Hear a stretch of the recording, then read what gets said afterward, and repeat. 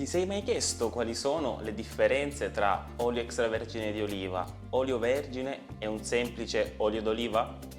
Io sono Giorgio Marretta, biologo e produttore di olio extravergine e in questo video ti spiego la differenza tra questi oli e quali sono le categorie di oli di oliva che possiamo trovare in commercio.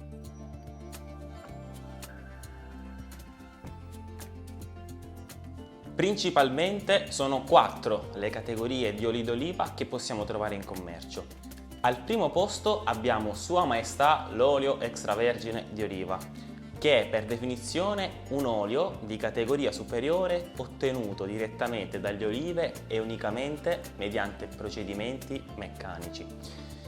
Questo ha determinate caratteristiche chimiche e un'acidità sempre inferiore allo 0,8%.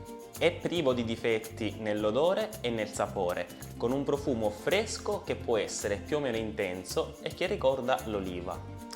All'assaggio potrà essere più o meno amaro e piccante, con un sapore che ricorda una o più specie vegetali. Subito dopo abbiamo l'olio di oliva vergine. Qui è scomparsa la parola extra, infatti si tratta di un olio ancora commestibile ma con acidità superiore allo 0,8% e con un profumo anche qui più o meno intenso, che però ha caratteristiche chimiche peggiori rispetto all'extravergine. Può avere dei difetti nell'odore e nel sapore, che se lievi lo rendono ancora idoneo alla commercializzazione e all'alimentazione, ma a differenza dell'extravergine non avrà polifenoli e nemmeno benefici per la salute. Successivamente abbiamo l'olio lampante, che è un olio con pessime caratteristiche chimiche e con difetti molto marcati.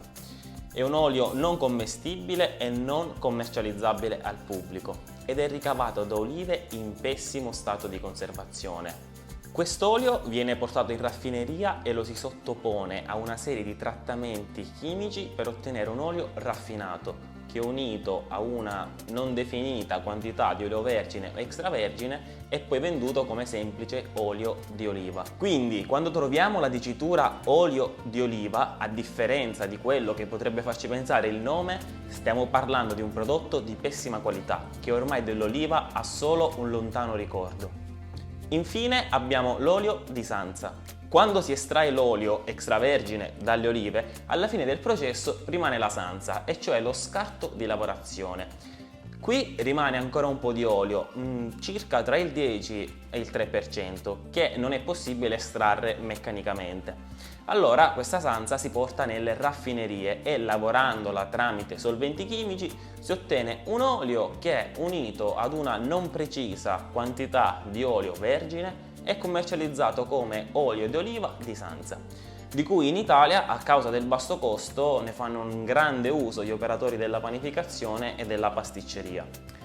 Naturalmente non è neanche in discussione che tu debba preferire tra tutti questi solo ed esclusivamente il puro olio extravergine, perché è l'unico olio ad avere proprietà organolettiche tali da riuscire a dare gusto e sapore ai tuoi piatti, oltre che a dare un importante contributo nutritivo al tuo corpo e a quello dei tuoi cari, grazie ai suoi molteplici benefici per la salute. Adesso sai quali sono le differenze tra gli oli d'oliva che trovi in commercio. Se sei interessato ad un buon extravergine puoi andare sul mio sito www.olioaulivus.it e ordinare quello che produco qui in Sicilia insieme alla mia famiglia. Lo spediamo in 48 ore tramite corriere e arriva a casa tua con spedizione completamente gratuita. Bene, se questo video ti è piaciuto iscriviti al canale, lascia un like e noi ci vediamo al prossimo video.